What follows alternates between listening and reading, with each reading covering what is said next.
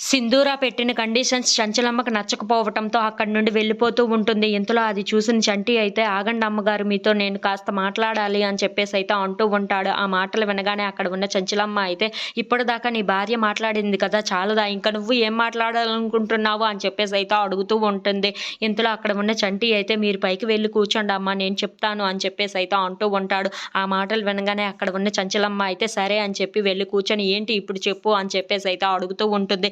ఇంతలో అక్కడ ఉన్న చంటి అయితే సింధూర భర్తగా చెప్తున్నాను, నేను మా పొలాన్ని ఇవ్వాలనుకుంటున్నాను వీళ్ళందరికీ అని చెప్పేసి అయితే అంటూ ఉంటాడు. ఆ మాటలు వినగానే అక్కడ ఉన్న వాళ్ళందరూ అయితే ఒక్కసారిగా షాక్ అయిపోయి చంటి వైపు చూస్తూ ఉండిపోతారు.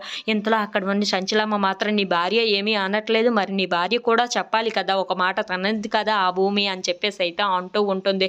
ఇంతలో అక్కడ ఉన్న సింధూర అయితే నవ్వుతూ సరే నేను కూడా నా భర్త చెప్పిన విధంగా నా భర్త మాటలకు నేను కూడా మాట్లాడాలి కదా, నా భర్త చెప్పిన విధంగానే నేను ఒప్పుకుంటున్నాను, నా భర్త ఏటంటే అదే నేను మాట్లాడతాను, నా భర్త ఇవ్వాలనుకుంటున్నాడు కాబట్టి నేను ఇవ్వాలనుకుంటున్నాను అని చెప్పేసి అయితే అంటూ ఉంటుంది. ఆ మాటలు వినగానే అక్కడ ఉన్న వాళ్ళందరూ అయితే చాలా సంతోషించి క్లాప్స్ కొడుతూ ఉంటారు.